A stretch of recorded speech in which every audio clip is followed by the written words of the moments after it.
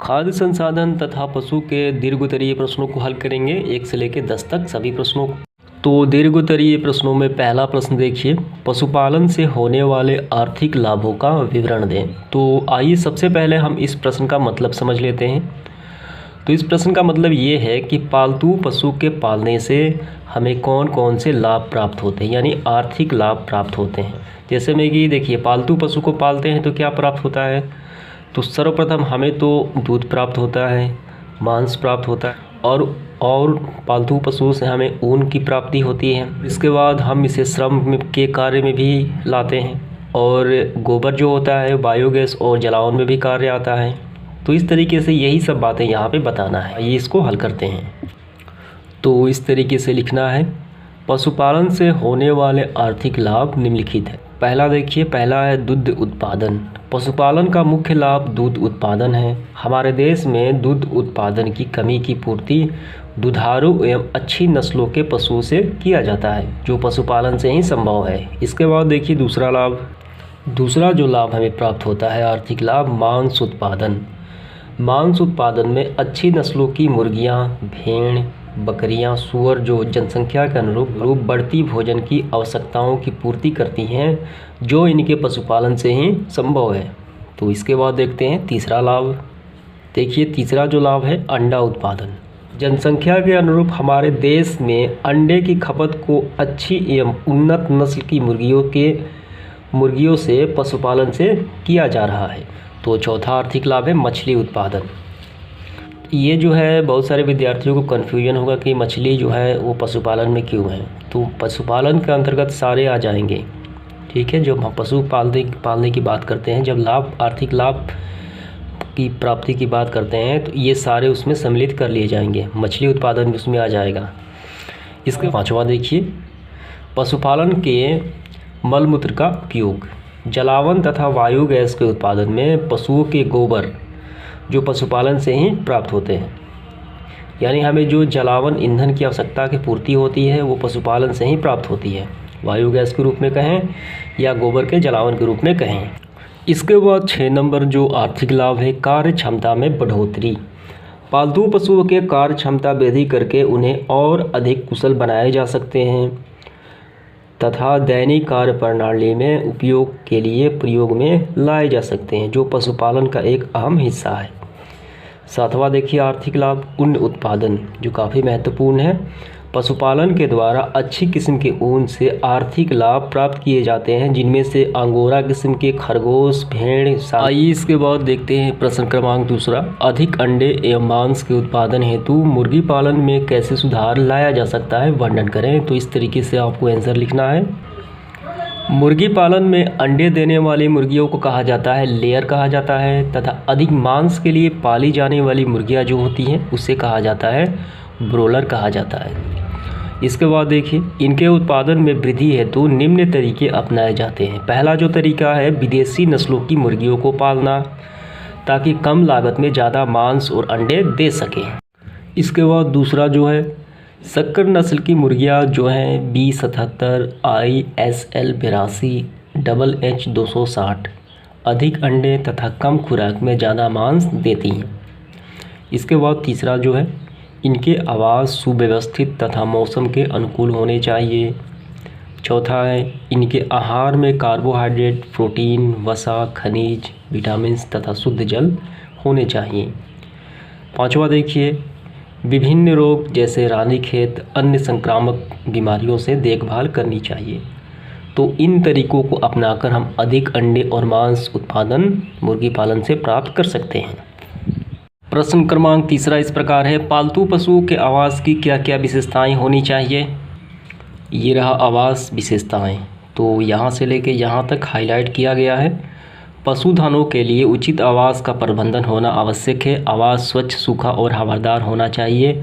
आवास इस तरह होना चाहिए कि पशुधनों को प्रतिकूल मौसम जैसे वर्षा, कड़ी धूप और अत्यधिक ठंड से सुरक्षा मिल सके। तो इस तरीके से ये सारे आपको लिखने हैं, तो यहाँ तक लिखना है।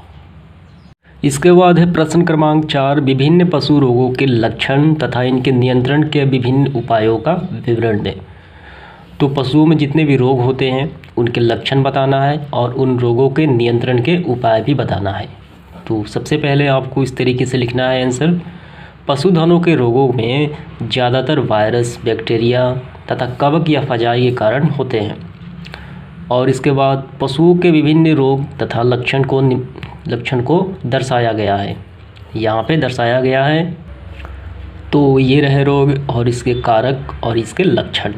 तो पहला देखिए, खुर और मुंह का रोग, ये वायरस के कारण होता है और इसके लक्षण यहाँ पे, और इसके क्या क्या लक्षण होते हैं यहाँ पे दिया गया है।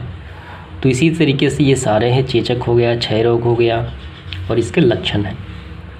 यही बातें आपको लिखनी है। अब इसके बाद देखते हैं इसका नियंत्रण के उपाय। नियंत्रण के उपाय, पशुओं के आवास को साफ सुथरा बनाना चाहिए ताकि बीमारियों पर नियंत्रण हो सके। दूसरा है, पशुओं को शरीर की सफाई अर्थात स्नान कराना चाहिए। तीसरा है, संक्रामक रोगों से बचाव हेतु नियमित टीके लगवाना चाहिए। 4 नंबर है, पशुओं को पौष्टिक तथा संतुलित आहार देना चाहिए ताकि रोग प्रतिरोधक क्षमता बढ़ सके। इसके बाद 5वां प्रश्न देखिए, कृत्रिम वीर्यसेचन क्या है, इन्हें किन किन चरणों में पूरा किया जाता है, इसका आंसर करते हैं। कृत्रिम वीर्यसेचन, आर्टिफिशियल इंसीमिनेशन, कृत्रिम विधि से वीर्य को मादा की योनि में प्रविष्ट कराना कृत्रिम वीर्यसेचन कहलाता है। पशु प्रजननकर्ता के लिए यह विधि वरदान साबित हुई। इसके द्वारा पशुओं के गुणवत्ता में आशातीत वृद्धि हुई और कृत्रिम वीर्यसेचन निम्नलिखित चरणों में पूरा होता है। तो हमें बताना भी है किन किन चरणों में पूरा होता है। तो यहाँ पे मैं बता देता हूँ। पहला देखिए, आपको लिखना है वीर्य का संचयन, तो इसमें से आपको लिखना है। इसके बाद दूसरा, वीर्य का परीक्षण यानी जांच। इसके बाद तीसरा है, निषेचन के लिए वीर्य को प्रविष्ट कराना। बस ये इसके 3 चरण होते हैं, ठीक है। तो यही बात आपको लिखनी है यहाँ से प्रारंभ करते हुए। तो इसके बाद प्रश्न क्रमांक 6 है, जलीय संवर्धन, समुद्री संवर्धन अर्थात मेरीकल्चर तथा परागग्रहण मत्स्यन में अंतर स्पष्ट करें।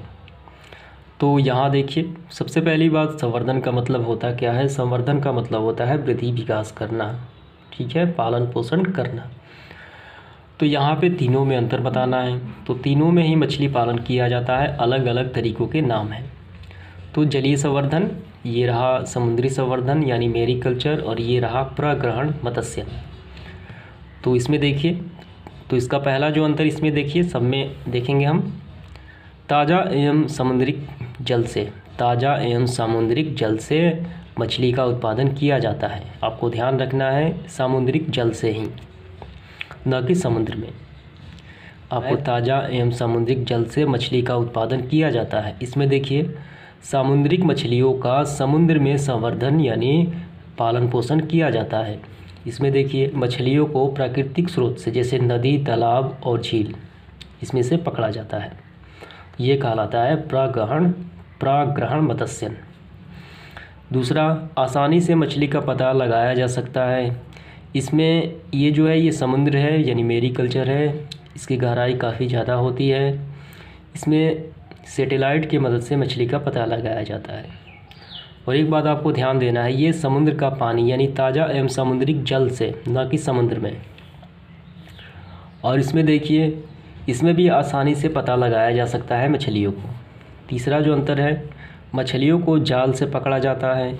इसमें विभिन्न जाल तथा नाव की आवश्यकता पड़ती है क्योंकि ये समुद्र है, और इसमें जाल से भी पकड़ा जाता है क्योंकि ये नदी, तालाब और झील होते हैं, काफ़ी छोटे जल स्रोत होते हैं। तो यही तीनों अंतर होता है। आइए इसके बाद देखते हैं प्रश्न क्रमांक 7वां, समुद्री मत्स्यिकी क्या है, विवरण दें। तो ये रहा इसका आंसर, समुद्री मत्स्यिकी। समुद्री मत्स्यिकी कार्यक्रम के अंतर्गत समुद्र मछलियों तथा कवचीय मछलियों का संवर्धन एवं उत्पादन किया जाता है। हमारे देश का लगभग 7500 किलोमीटर का समुद्री तट समुद्री मछली संसाधन क्षेत्र है। तो इसी तरीके से आपको यहाँ तक लिखना है इसका आंसर। तो इसके पश्चात देखेंगे प्रश्न क्रमांक 8वां, समुद्री मत्स्यिकी तथा अंतस्थलीय मत्स्यिकी में अंतर स्पष्ट करें। तो नाम से ही स्पष्ट है, वैसा क्षेत्र जहाँ पे समुद्र में मछलियों का संवर्धन और उत्पादन किया जाता है, और वैसा क्षेत्र जहाँ पे स्थल क्षेत्र वाले भागों में मछलियों का संवर्धन और उत्पादन किया जाता है। ये दोनों का यहाँ पे दिया गया है। पहला देखिए, इसके अंतर्गत समुद्री मछलियों का, कवचीय मछलियों का संवर्धन एवं उत्पादन किया जाता है। इसके अंतर्गत मृद जलीय मछलियों तथा कुछ प्रजाति के कवचीय मछलियों जैसे मृद जलीय झींगा हो गया का संवर्धन एवं उत्पादन किया जाता है। दूसरा देखिए, इसके अंतर्गत समुद्री वास स्थानों में जैसे सतही जल, समुद्री गहराई आदि विस्तृत क्षेत्र में मछलियाँ पकड़ी जाती हैं। इसके अंतर्गत नदी, तालाबों, पोखर, झील, नहर, नाले के मृद जल स्रोतों में मछलियाँ पकड़ी जाती हैं। तीसरा जो अंतर हो गया, समुद्री मत्स्यिकी में हिल्सा, सांडी, सियरफिश तथा सजावटी मछलियों की प्रजाति पाई जाती हैं। अंतस्थलीय मत्स्यिकी में जो सामान्य सी जो लोकल मछलियाँ होती हैं प्रजाति, जैसे कतला, मांगुर, सिंधी, गरई इत्यादि मछलियाँ पाई जाती हैं। तो यही अंतर होता है समुद्री मत्स्यिकी और अंतस्थलीय मत्स्यिकियों में। तो इसके बाद देखेंगे प्रश्न क्रमांक 9, मिश्रित मछली संवर्धन का विवरण दें। देखिए, मिश्रित मछली संवर्धन, तो यहाँ से आपको स्टार्ट करते हुए यहाँ तक लिखना है। तो ये छोटा सा हिंट है, यहाँ तक लिखना है। यहाँ देखिए, मृद जलीय मछली उत्पादन में वृद्धि करने के उद्देश्य से मिश्रित मछली संवर्धन। तो संवर्धन का मतलब मैंने आपको बता दिया है, पालन पोषण करना विधि अपनाई जाती है। मिश्रित मछली संवर्धन विधि में कई प्रजातियों की मछलियों का संवर्धन एक तालाब में एक ही समय में किया जाता है। तो ये बातें आपको समझ में आ गई कि कई प्रजाति की मछलियों को जब एक साथ पाला जाता है उसे कहा जाता है मिश्रित मछली संवर्धन। तो ये सारे आपको लिखते हुए यहाँ तक लिखना है। अगर आप इस मछलियों का एग्जाम्पल भी देना चाहते हैं तो यहाँ में सारे हो जाते हैं, ठीक है, ज़्यादा लंबा नहीं ले जाना है। तो इसके बाद देखेंगे इस सेशन का आखिरी सवाल, प्रश्न क्रमांक 10वां, मधुमक्खी पालन पर एक निबंध लिखना है हमें यहाँ पे। तो यहाँ से स्टार्ट करना है आपको। मधुमक्खी पालन एक सरल तथा कम लागत में शुरू किए जाने वाला उद्यम है, यानी उद्योग है। आर्थिक लाभ के लिए मधुमक्खियों का पालन पोषण तथा प्रबंधन मधुमक्खी पालन यानी बी कीपिंग कहलाता है। कि एक क्या है, संघचारी कीट है, अर्थात ये समूह में एक उपनिवेशक या कॉलोनी बनाकर रहते हैं। इनका निवास क्या कहलाता है, इनका निवास मधुमक्खी का छत्ता कहलाता है। इनके यहाँ देखिए, इनके एक छत्ते में 3 प्रकार की जातियाँ होती हैं, रानी मधुमक्खी, कुछ नर मधुमक्खियाँ तथा कई कार्यकर्ता या सेवक कहलाती हैं। मधुमक्खियाँ फूलों से परागकण एवं मकरंद से क्या करती हैं, शहद तथा मधुमोम का निर्माण करती हैं। तो ये छोटा सा निबंध हो गया मधुमक्खी पालन का। तो इस तरीके से ये सेशन समाप्त हो जाता है। धन्यवाद।